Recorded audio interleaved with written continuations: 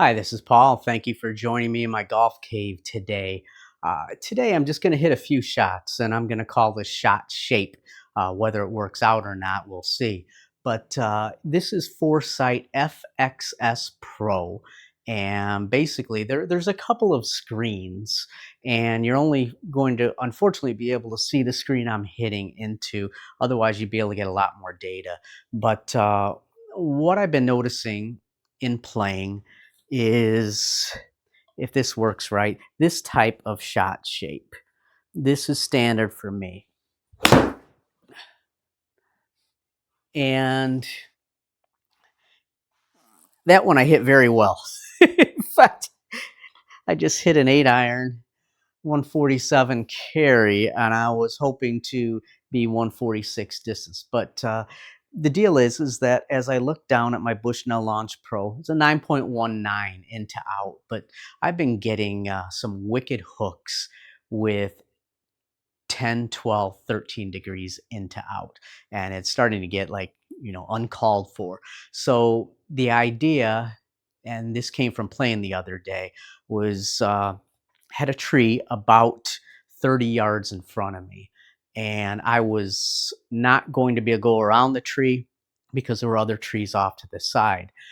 But if I were to hit the ball and have an ever so slight fade, maybe even a slice, but a fade, I might be able to get to the green. So I changed from my around the body swing to more of an upright swing. And in doing so, I hit some leaves of this tree, but I did manage to make the front of the green. And even my playing partner, he was kind of surprised, as was I. So I said that was neat. And what I noticed, and I told him, was the ball had a higher flight. I like that because I don't hit the ball typically that high. So what I said to him was that I think I might like to try to hit shots like that. And I attempted to do so in the rest of the round. And I did fairly well. Not so much getting a fade or a slice, but changing my 10 or 12 or 13 into out to maybe half of that, or even less than half of that, and even seeing a couple of ball flights where I actually did have a fade. So that's what I'm going to attempt to do now. Whether it works out or not, we'll see. Now that one it didn't, but that was a good shot. And let's see, that was a 4.39 into out. And sometimes what I also notice was that I tend, as I go around my body, I tend to immediately close that club head. And that's sort of ingrained in me. So something I also have to learn is to keep that club head more like this than like that. So we'll try another one here and see how this goes. And that is exactly what I mean. So I kept the club head more like that.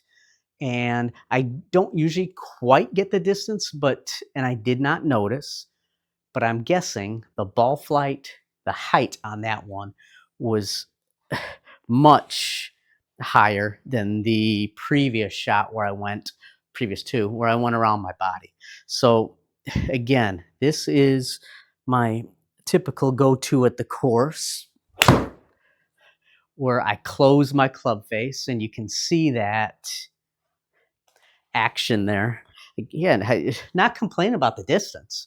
That's my 8-iron, 143.3 carry. So for me, it's probably rolling out to 155 easily.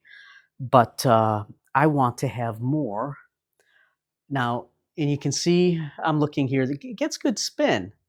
Now, I imagine I don't know if my Bushnell Launch Pro will tell me, but I imagine the spin 1993 left spin. So that's what you're not seeing on there, uh, meaning meaning heading off that away. So you can see the height there. Now let's try one more.